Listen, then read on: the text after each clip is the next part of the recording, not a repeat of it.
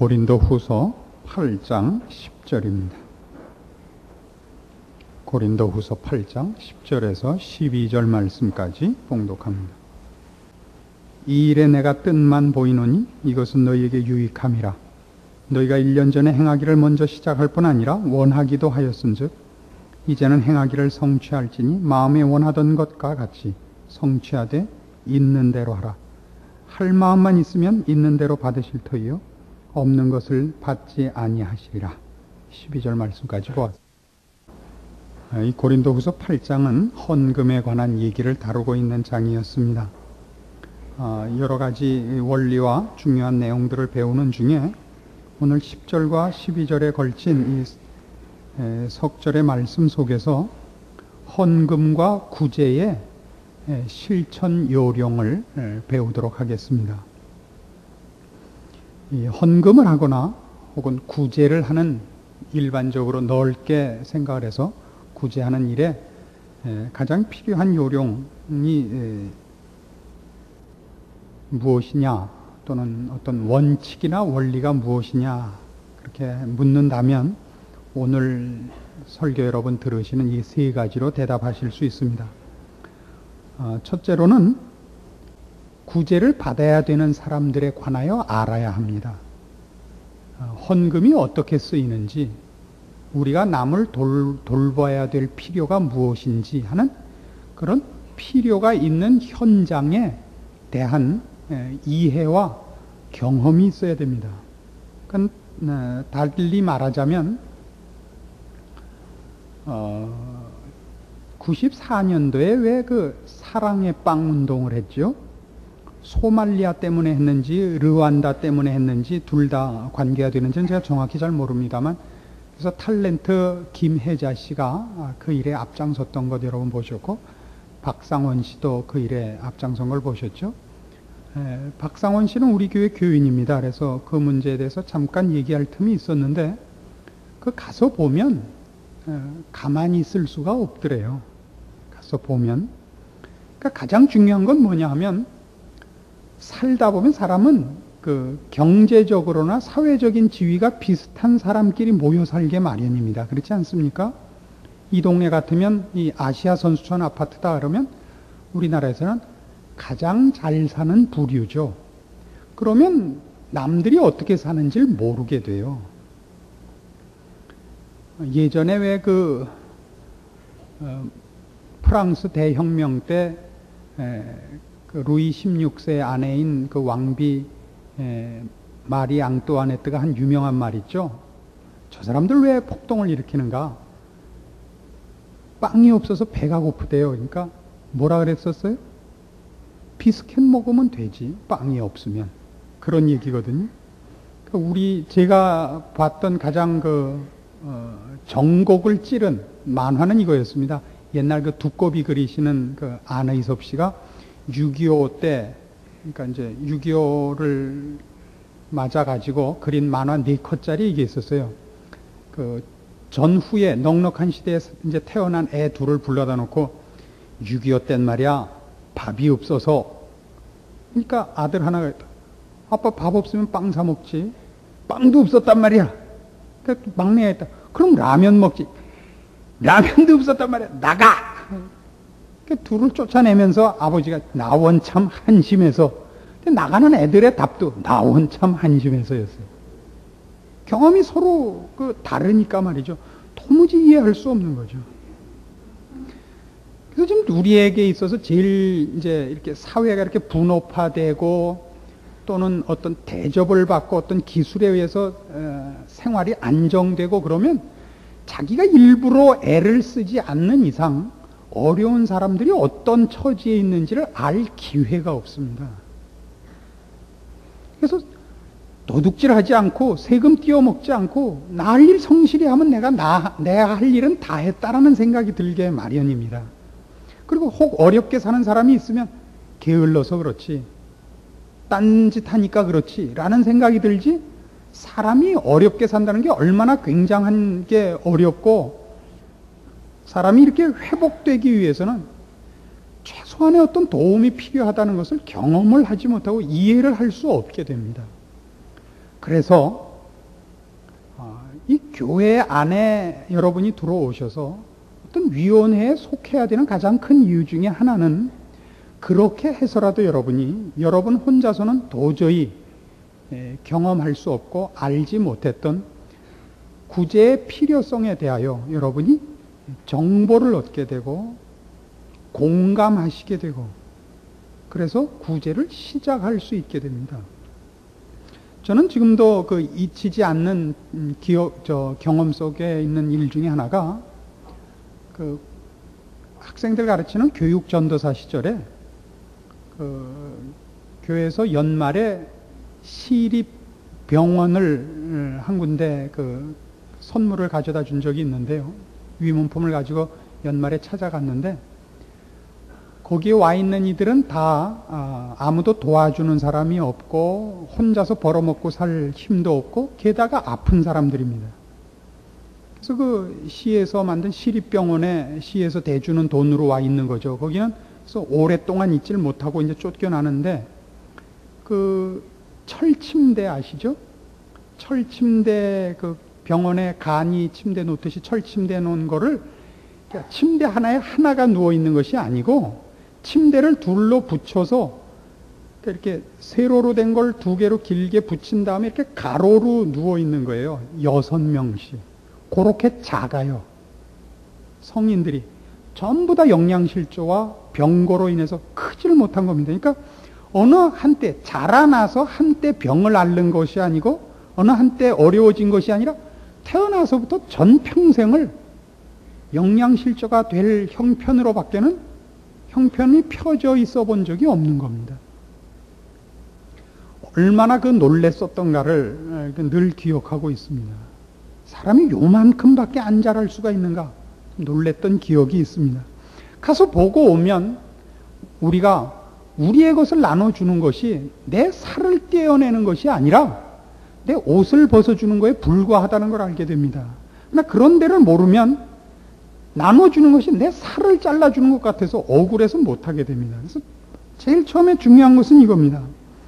우리가 이 모든 일에 뜻을 가질 수 있는 이런 선한 일과 하나님이 베푸시는 자비에 동참하도록 우리가 구제와 혹은 하나님의 사업을 위하여 동참할 필요에 대한 정보를 얻는 일을 열심을 내서 하지 않는 한 이 구제라는 것, 헌금이라는 것은 사실은 일어나지 않습니다.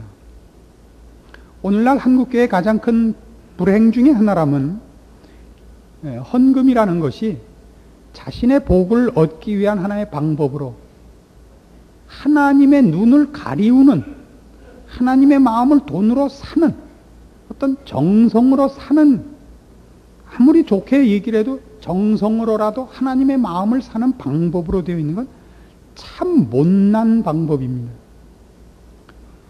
헌금을 한다는 것은 하나님께서 예수 그리스도를 우리에게 보내신 그 마음과 그 실천하신 일에 동참하는 것입니다.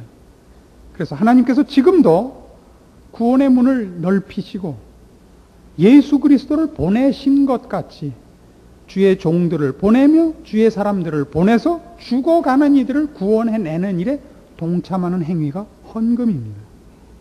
그것은 돈이 아니며 그것은 신앙 고백이며 참여며 순종이며 특권인 신자들만이 갖는 독특한 권리와 책임인 것입니다. 적어도 이 3일 저녁까지 나올 그 열심을 가진 우리 교우들에게 부탁하는 것은 신앙생활을 설교만 들어갖고는 되지 않는다는 사실입니다.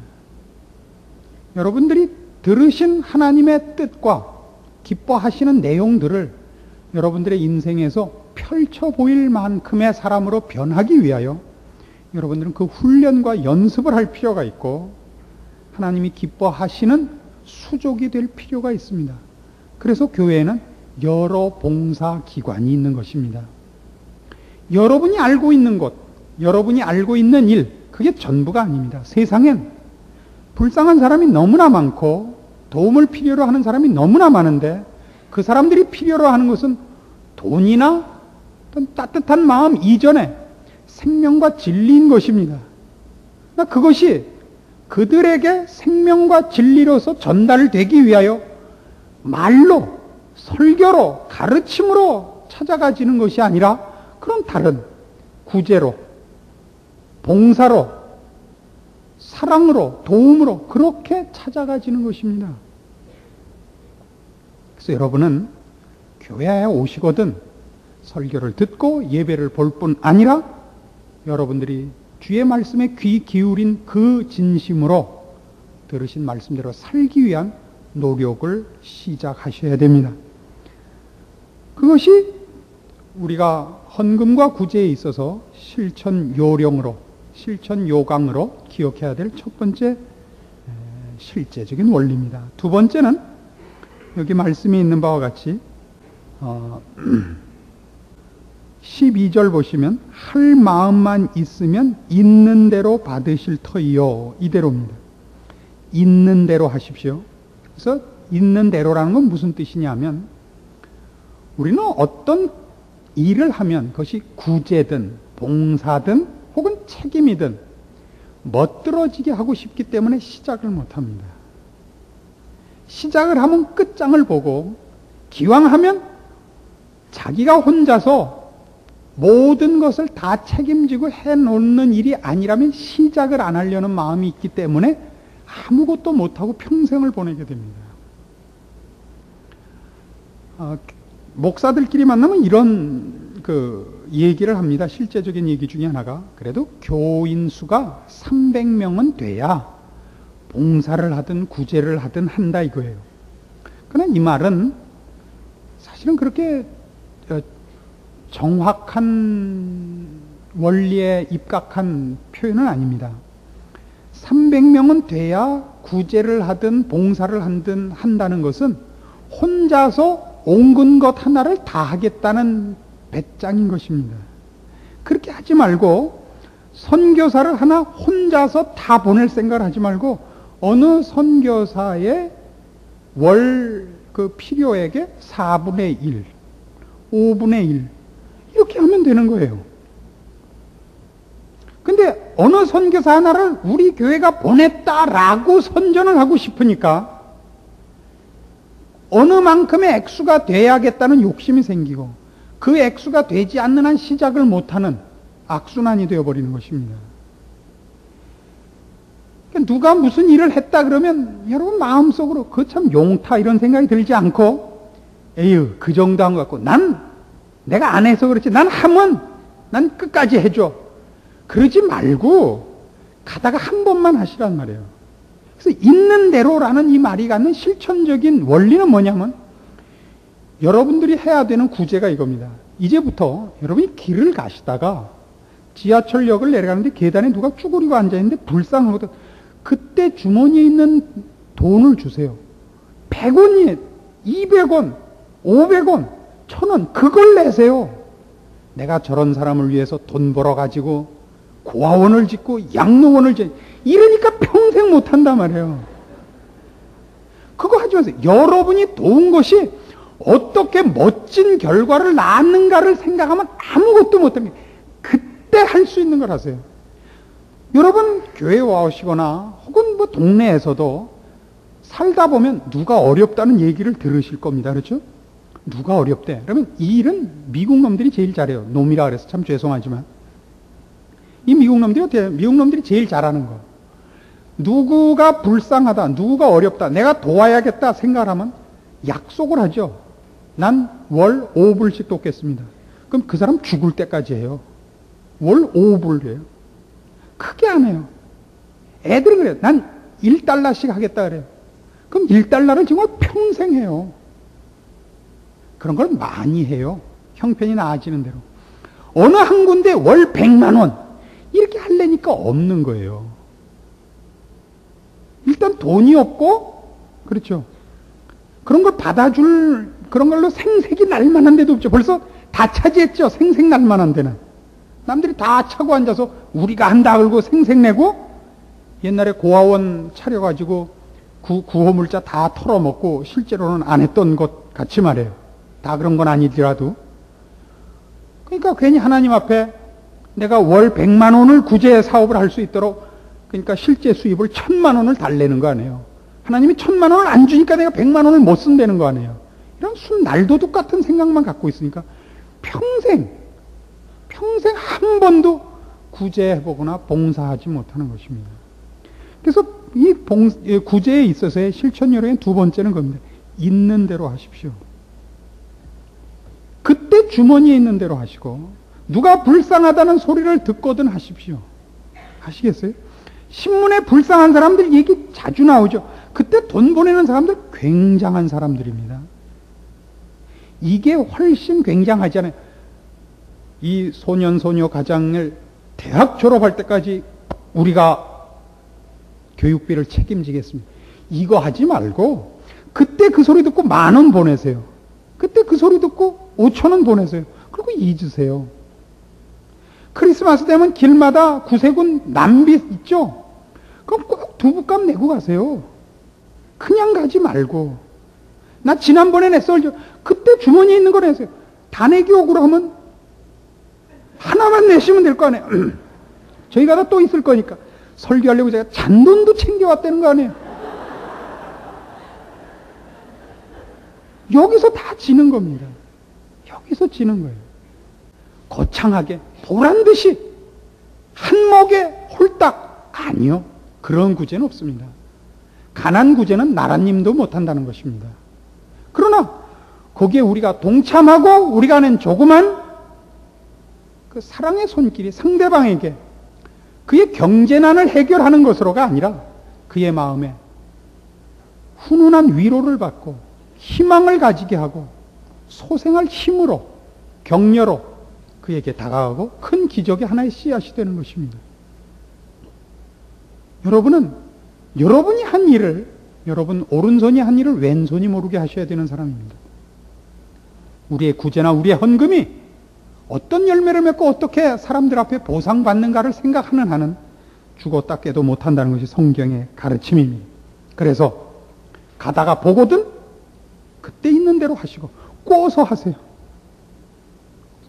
100원, 500원 꾸는 거는 그거 꾼 거 갚으라 그러는 사람도 없어요. 그런 얘기 듣거든 꼭 기억했다가 하세요. 정기적인 걸 하지 마세요. 우리 그 선교사들이, 한국 선교사들이 외국 나갈 때 각 교회나 어떤 개인들에게 스폰서 약속을 받고 갑니다. 근데 한국 사람들은요, 이 보낸다 그래가지고 그 선교사 파송 예배 볼 때는 다 누가 얼마 돕기로 했습니다. 누가 얼마 돕기로 했습니다. 할 때는 다 약속을 해놓고 한 달에서 석 달 지나면 다 그 다음에는 안 보낸대요. 그래서 선교사들이 가서 제일 곤란한 게 뭐냐면 약속한 금액에 맞게 어떤 사업 계획을 세워놨다가 나중에 안 오는 거예요. 느닷없이. 그래서 나중엔 다 익숙해져 가지고 일단 돈이 오면 간장부터 사놓은대요. 그 쌀 사갖고 간장하고 먹는 거예요. 간장부터 사놓은대요. 왜요? 약속한 돈을 보내는 사람들이 계속해서 보내는 사람들이 없대요. 왜 그러죠? 처음에 너무 무리한 약속을 했기 때문에. 내가 1,000불씩 그렇게 약속을 했으니 그게 2번 보내고 나면 그 다음부터 아깝고 억울하죠. 처음엔 다 사진 찍고 누가 1,000불을 약속했다는데 그건 매번 신문에 누가 내주나요? 그 다음에 혼자 해야 되는데 공 하나 괜히 쳤죠. 100불로 할 걸.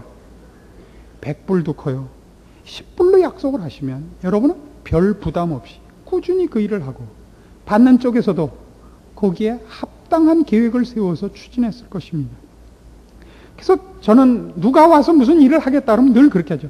규칙적인 약속을 하지 말라죠. 정기적인 약속을 하지 말라고. 우리나라 사람들의 그 성격을 제가 잘 알죠. 제가 한국 사람이니까. 한 번에 왕창 내는 걸 잘해요, 한국 사람은. 참 잘해요. 한 번에 등을 탁 치면, 우리나라 사람 탁 치니까 억 하는 거 아닙니까? 탁 치면 억씩 내놔요. 평생에 한 번. 노루 때린 막대기 3년 국 끓여 먹는다고. 그거 한 번 낸 거 평생 울고 먹고 교회에서 다시는 일 안 해요. 그러니까 좋아요. 한 번 하세요. 한 번. 그러나 더 잘하는 거는 그런 부정기적이고 불특정적인 욱해서 하는 그것을 억으로 하지 마시고 욱해서 10,000원씩, 5,000원씩. 그때 들었을 때마다 평생 하세요. 평생 하세요. 그래야 하나님이 여러분과 함께 하시고 여러분을 통하여 영광 받으시며 여러분의 인생을 기적의 길로 인도하실 것이기 때문입니다. 그리고 마지막으로 있는 것은 이겁니다. 12절 다시 보시면 할 마음만 있으면 받으신다 이겁니다. 있는 대로 받으십니다. 이 마음을 받으십니다. 액수를 받지 않습니다. 우리는 이 누구를 돕는 건 실제적으로 액수가 있어야 되는 것이 사실이지만 그 액수가 큰 것 때문에 꼭 필요한 것은 아닙니다. 교회란 어떤 것이냐 그러면 교회의 신비 중에 하나는 경쟁적으로 많은 구제와 열심히 있는 일을 하는데 교회에 가치가 있는 것이 아니라 모두가 함께 주님의 일을 하는데 가치가 있습니다. 그래서 교회는 말하자면 100만 원이 필요하다 그러면 100만 원을 내는 한 사람이 필요치 않습니다. 10만 원을 내는 10명도 필요치 않습니다. 10,000원을 내는 100명도 필요치 않습니다. 1,000원을 내는 1,000명이 필요한 것이 교회입니다. 이게 교회의 가치입니다. 하나님이 우리에게 이런 일에 동참케 하시는 사실은 가장 중요한 핵심되는 내용들인 것입니다. 할 마음이 헌금과 구제로 나타나야 되는 것입니다. 돈으로 때우면 안 됩니다. 돈을 낸 것으로 때우거나 돈의 액수로 그것이 큰 힘을 내는 것으로 생각되어서는 안 됩니다. 그 돈에 애정이 묻어 있지 않으면 안 됩니다. 그래서 오늘날 구제는 얼마나 큰 일을 했느냐에 가치가 있어서는 안 되고 어떻게 참여한 것이냐, 어떤 진심이냐, 말하자면 이 돈이 어떤 돈이냐에 가치가 있는 것입니다. 요즘 그 TV 프로 중에 체험 삶의 현장이라는 프로가 있죠. 사회적으로 유명한 인사들이 나가서 하루 품삯을 받고 일을 해서 2만 원, 3만 원 일당을 벌어와 갖고 그 내놓는 돈은 그건 참 가치 있어 보입니다. 그 돈을 위해서 가서 일한 것이 아니라 돈으로는 별로 안 되죠. 그 사람들이 돈으로 내면 거기에 동그라미 하나, 둘은 더 붙일 수 있습니다. 하루 가서 고생 직사게 하고 그 전부 다 그 일하는 동안에 아이고 힘들다. 아이고 이러다 죽겠네. 이 고생을 해서 벌어온 돈이기 때문에 그건 참으로 뜻깊습니다. 하나님이 원하시는 건 그것입니다. 하나님 무엇 때문에 우리에게 돈을 요구하시겠습니까? 하나님 무슨 돈이 없으십니까? 하나님 무슨 능력이 없으십니까? 하나님은 우리의 마음을 원하시는 것입니다. 우리가 내는 헌금은 그게 우리의 진심인 것입니다. 돈이란 성경에 지적한 대로 우리의 마음은 우리의 보물이 있는 곳에 있는 법입니다. 그래서 그 사람이 돈을 어디에다 쓰는가를 보면 그 사람의 최고의 보물이 무엇인지를 알게 됩니다. 여러분 어디에다 돈을 제일 많이 씁니까? 어디에 돈을 제일 많이 씁니까? 자식을 위해서 제일 많이 씁니다. 우리의 마음이 전부 누구한테 가 있는 겁니까? 자식한테 가 있는 것입니다. 남편이 떨어진 구두, 밑창 떨어진 거 보여주면서 구두 하나 사야겠다 그러면 인상을 쓰면서 벗어놓으라는 게 밤에 꼬매주겠다는 거예요. 그냥 자식이 구두 사달라면 지금 신고 있는 게 아직도 성한데도 불구하고 이태리에 가서 사다 주는 거 아니에요? 직접 보고 좋은 거 골라다가. 우리의 마음이 어디 있는가를 보세요. 그래서 구제와 헌금의 가장 중요한 이 내용인 마음을 받으신다는 것이 무슨 뜻인지를 알아야 여러분은 비로소 헌금이 무엇이고 구제가 무엇인지를 알게 되는 것입니다. 하나님이 원하는 것은 우리의 마음이요. 하나님이 가지신 자비와 긍휼에 동참하는 우리의 사랑의 넘침인 것입니다. 하나님 이걸 원하셔서 우리에게 헌금을 내라 하시고 우리 보고 구제하라 하시지 하나님의 손이 짧아서겠습니까? 하나님의 창고가 비어서겠습니까? 이런 이유로 우리를 부르지는 않습니다. 하나님은 하나님의 마음에 우리를 동참시키고 싶은 것입니다. 제가 알고 있는 인물 중에 가장 그 위대한 신앙인은 돌아가신 고 박윤선 목사님이셨다라고 분명히 말씀드릴 수 있습니다. 박 목사님의 그 일화는 뭐 여러 가지가 있는데 가장 그 유명한, 그리고 우리가 참 본받을 만한 그 태도 중에 하나는 차를 타고 가시다가 혹은 걸어 가시다가 교통사고 만난 현장을 이제 근래에 자주 보시고 돌아가실 즈음 돼갖고는 보시게 됐는데, 불난 집을 지나가시거나 교통사고가 난 현장을 보고 가시고, 그때부터는 하시던 모든 것을 놓고 성경을 보셨다든가 가는 곳에 강의를 위하여 강의안을 다시 한번 보고 계시든가 하는 걸 다 놓고 그때부터는 전심전력 기도하시는 거예요. 그 사람들을 위해서 많이 다치지 않았기를 바라시는 기도, 다쳤으면 곧 회복시켜달라는 기도, 혹 누가 죽거나 해서 그 가정에 딸린 가족들의 슬픔이 있다면 그것을 덜어달라는 기도, 그걸 자기 집안 식구, 자기가 사랑하는 사람, 자기가 책임져야 하는 사람인 것 같이 기도를 하세요. 그게 헌금이요, 그게 구제입니다. 나는 내가 할 도리를 다 했다가 헌금이요, 구제가 아닙니다. 여러분 옛날에 애 키울 때, 애 젖 먹일 때 어떻게 먹였습니까? 애가 젖을 먹다가 배가 불러서 놓을 때까지 먹이지, 귀찮다고 먹다가 중간에 떼어본 적이 있습니까? 헌금이란 내가 낼 만큼 내는 것이 아닙니다. 그것은 줘도 끝이 없는, 밑빠진 독에 물을 붓듯이 쏟아부어야 되는, 그리고 그렇게 해서 밑빠진 독을 채우고야만은 하나님의 사랑과 긍휼에 동참하는 것입니다. 이만하면 됐다는 마음이 있을 수가 없습니다. 하나님 외에 그 누가 사망의 그늘에 잠자는 우리를 깨울 수 있으며 죄의 사슬에 얽매인 우리를 구원할 수 있었겠습니까? 우리를 위하여 예수 그리스도를 아끼지 않고 십자가에 못 박으신 그 사랑에 동참하는 것이 헌금이요 구제입니다. 그 마음이 없이는 어떤 헌금과 구제도 자신의 생색을 위하여 내는 것이라며 그리스도의 사랑과 십자가를 배운 것이 아닌 구제와 헌금은 언제나 아깝습니다. 언제나 아깝습니다. 그러나 하나님의 이 예수 그리스도를 보내신 사랑, 십자가에 못 박혀 죽으시되 그 일을 기꺼이 감수하신 그리스도의 사랑에 동참하는 헌금과 구제는 언제나 약소해 보이는 것입니다. 그리고 하나님이 나의 마음과 나의 헌신을 받으시는 것에 대하여 우리는 늘 감사하게 됩니다. 그래서 우리 성도들에게만 가지고 있는 커다란 특권이고 축복입니다.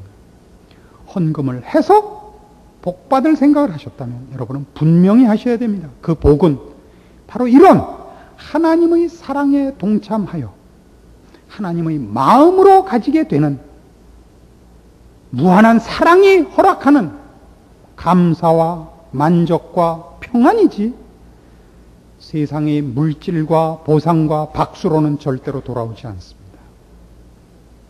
그래서 여러분의 헌금을 이제 여러분은 여러분의 신앙의 중요한 하나의 기준으로 여러분을 테스트하는 시금석으로 삼으셔서 여러분이 과연 주시는 하나님의 사랑, 상대방을 살리기 위하여 목숨을 바치는 하나님의 사랑에 여러분이 어느 만큼 접근하고 있는가, 여러분을 점검하시는 중요한 하나의 기준으로 삼으시고 주님의 이 부르신 복된 주는 사랑, 채우는 사랑, 나눠주고 그래서 기뻐하며 감사하는 신자의 특권의 생활에 모두가 동참하는 복된 자녀들이 되기를 권합니다. 기도하십시다. 하나님 아버지 은혜를 감사합니다. 하나님께서 우리 손에 헌물을 받으시며 우리를 통하여 일하시니 저희는 너무나 감사합니다. 주께서 모든 기적과 승리와 생명과 진리와 경건에 속한 모든 일들을 우리와 함께 하시기를 기뻐하셔서 우리의 인생으로 복되게 하셨나이다. 우리는 더 많이 주 앞에 순종해야 할 것이요 주님께 바쳐 이 거룩한 열매를 맺는 일에 우리의 전 생애가 충만하도록 주 앞에 마땅히 무릎 꿇어야 할 것입니다. 지혜롭게 하시옵소서. 신자답게 하시옵소서. 승리하는 저희들 되게 하사 우리의 인생으로 복되게 하옵소서. 예수님의 이름으로 기도합니다. 아멘.